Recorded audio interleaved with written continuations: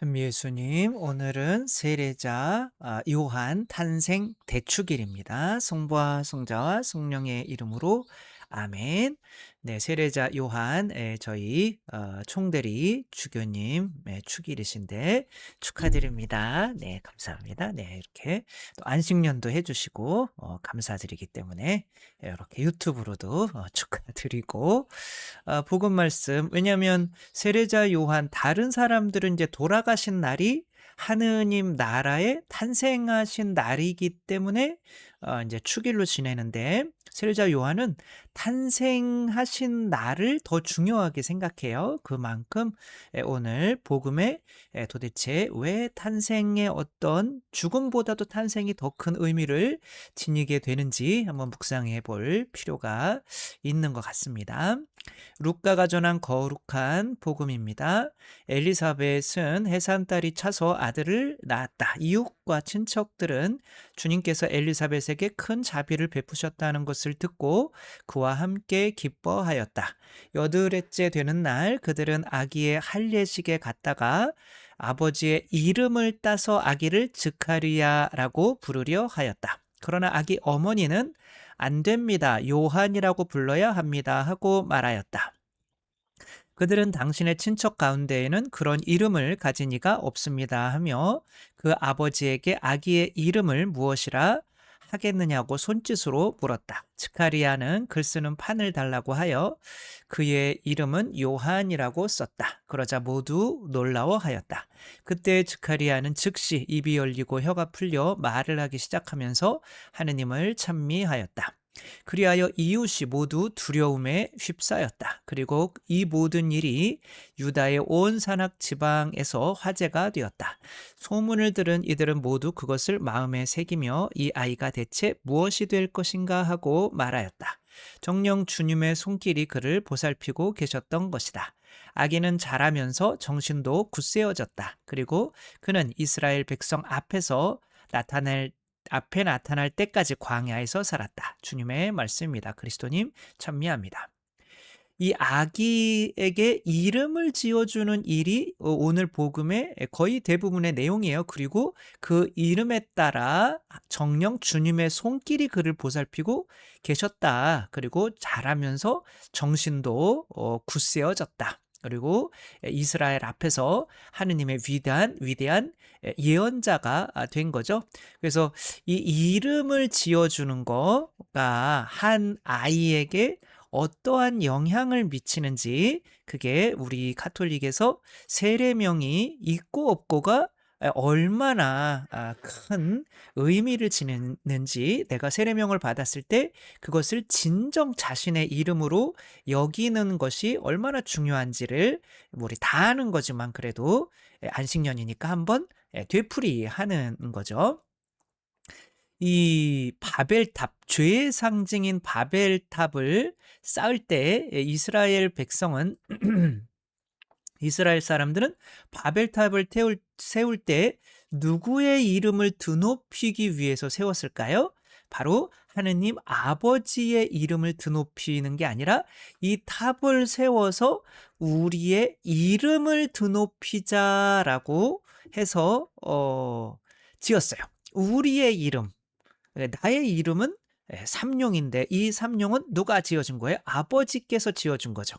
근데 이 삼룡의 이름을 드러높이는 방법은 내 아버지와 연관되어 있어요.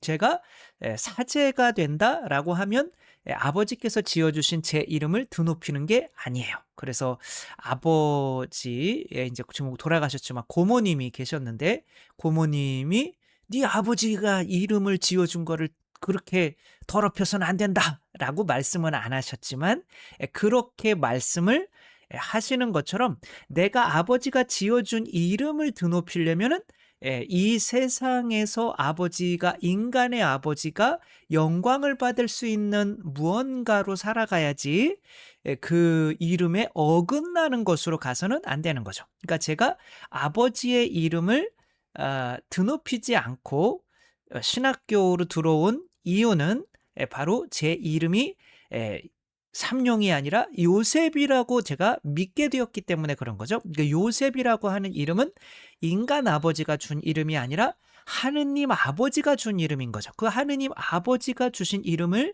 드높이기 위해서는 하느님 아버지께서 원하시는 뜻을 따라야만 하게 되는 거죠.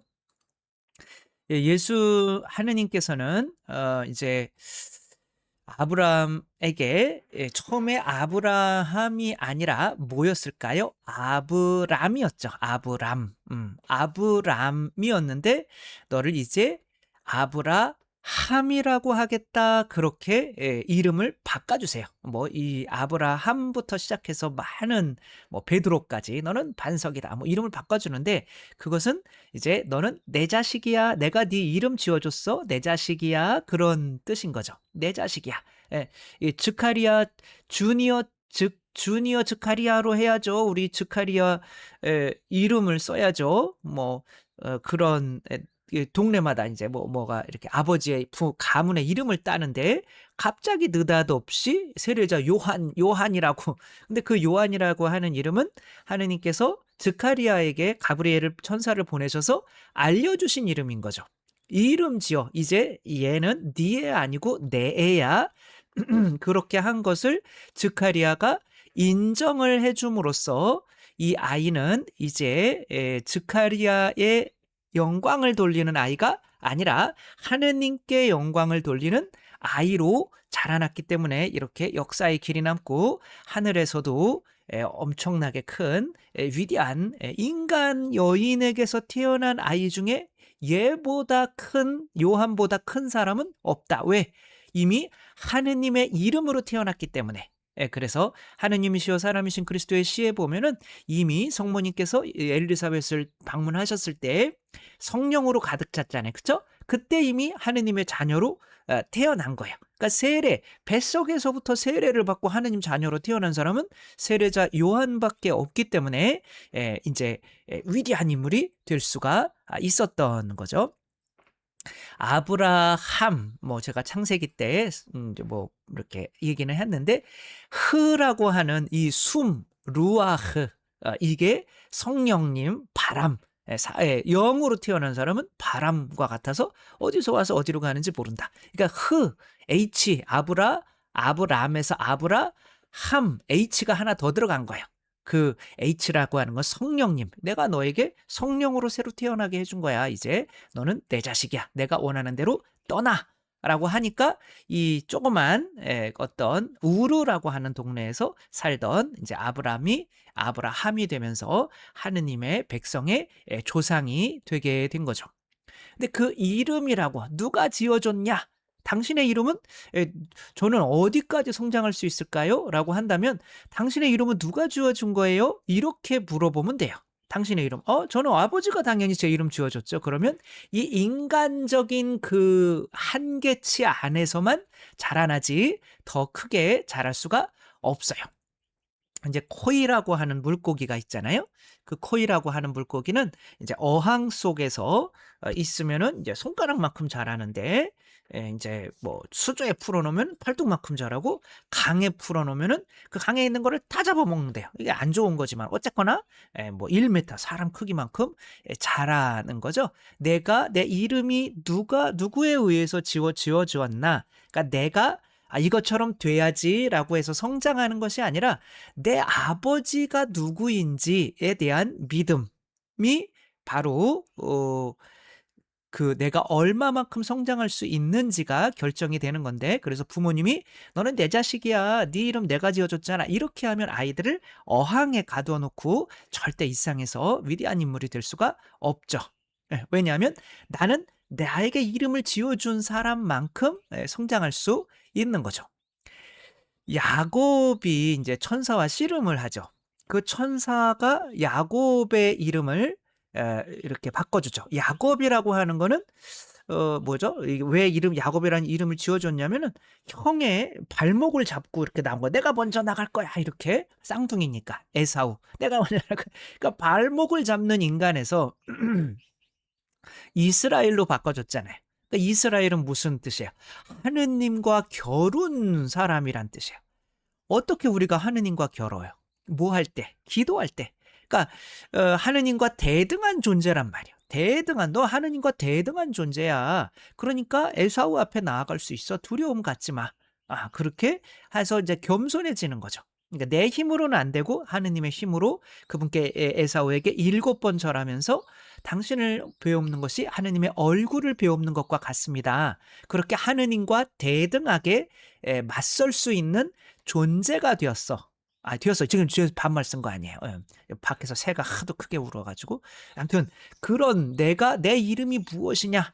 그래서 우리 자녀들에게 잘 가르쳐야 돼. 너 이름 뭐야? 너 이름 누가 주어진 거야?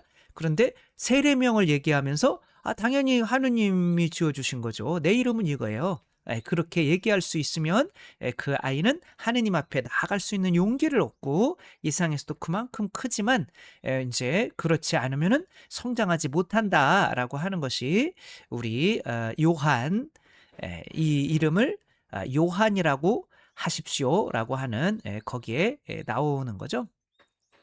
생과 치히로의 영화에 보면은 이제 치히로가 어떤 그렇게 옛날 어떤 그런 이상한 세상에 빠져버려요.